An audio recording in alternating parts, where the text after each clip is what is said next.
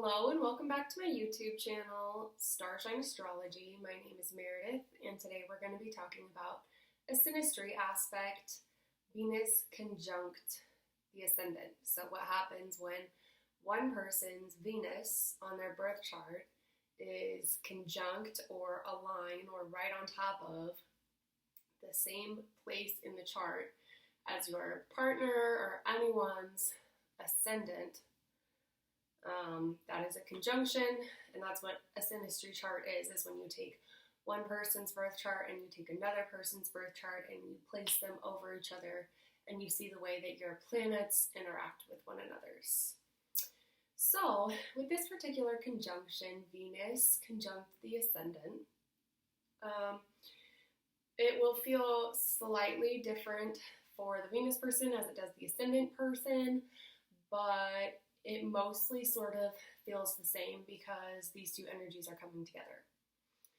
So I'll get into that in a second, but just to get our bases covered, Venus is the planet that rules over love, it rules over relationships, it rules over beauty.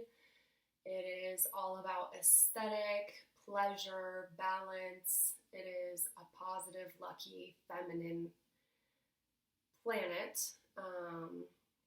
It is at home in Libra, so it kind of has like an airy nature to it, and it's overall just very likable and brings goodness and pleasure and attractiveness wherever it goes. The Ascendant is whatever was on the horizon at the moment that you were born. This obviously changes pretty quickly because the Earth rotates once every 24 hours. So because of that, and there are 12 signs in the zodiac, your Ascendant lasts 2 hours, or it lasts in that sign for 2 hours that day. So it's important to know the exact time of your birth in order to calculate the appropriate Ascendant for yourself.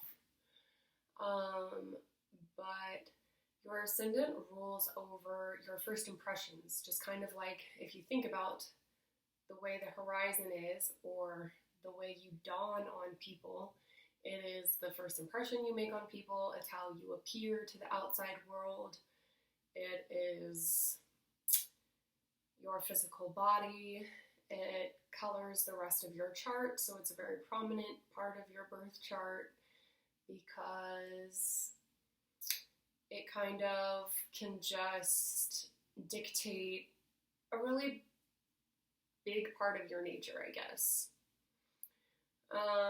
So when one person's Venus is conjunct the other person's Ascendant, you probably can guess that there is a lot of attraction here in this conjunction.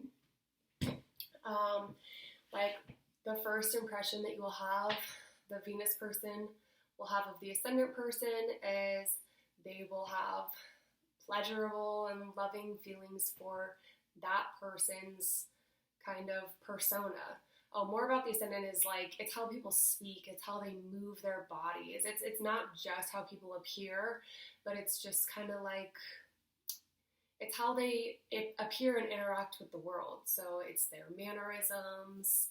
So that's what the Venus person is going to be really attracted to, is just heavily attracted to this person, essentially. They're going to like their body, they're going to like the sound of their voice, they're going to like the way they dress, they're going to like the way they flavor their food, like things like that they're just going to think is sexy in their small little like gestures that the person may not even be aware that they're doing. Or, you know, they might like how that person does their makeup, or just the little things about how they adorn themselves. And of course for the Ascendant person, this is very flattering, and they have like this feeling of attraction coming at them, which usually can spark a lot of attraction within them as well. So it usually feels very mutual, especially with a conjunction. It's like I mentioned earlier, these energies are just here together within the context of this relationship. So whether you're the Venus person or you're the Ascendant person, you're probably going to feel a lot of attraction for the other person. It leads to a lot of hotness in the bedroom. Like, it's one of the best Synastry placements for that. A really, really good indicator of awesomeness in the bedroom. You're going to be like wildly attracted to the person to where you don't even want to go out to eat. You might not even make it out to the restaurant, if you know what I mean.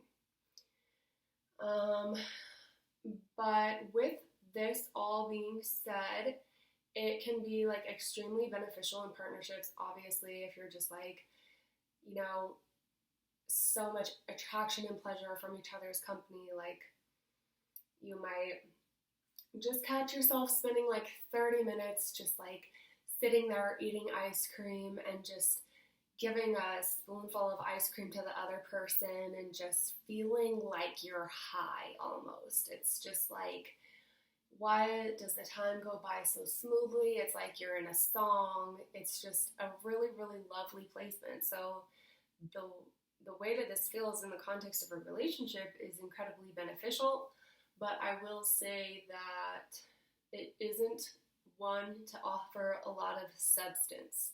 It's not like you guys have a very, very deep understanding of each other's mind, or can just have a very, it doesn't necessarily mean that your emotional natures will be compatible like in the long term.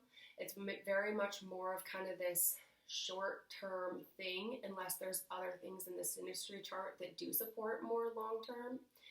So the way I see it is like, it's not the meat and potatoes of a relationship. If you have this in your relationship with your significant other or anyone in your life, you'll know and you'll feel it and you'll be very thankful that it's there, but it's not going to carry out for a long relationship. There's other placements that are a lot more valuable for that. So that is all I have for that. I don't like to say a whole ton because, especially with Synastry charts, you're already dealing with two different charts, and so there's a lot to be left unsaid because it is very indicative of what else is going on in the charts. Before I even do a Synastry chart reading, I'll always look at people's birth charts individually so that I have a good understanding of what they need in relationships as individuals. But that being said, I do offer birth chart readings. I offer Synastry chart readings. So if you would like to learn more, please do reach out. I'm terrible at plugging my YouTube channel, but it absolutely helps the YouTube algorithm if you like and subscribe. So if you do like the content, then I would appreciate your support. And we'll see you in the next one. Thanks.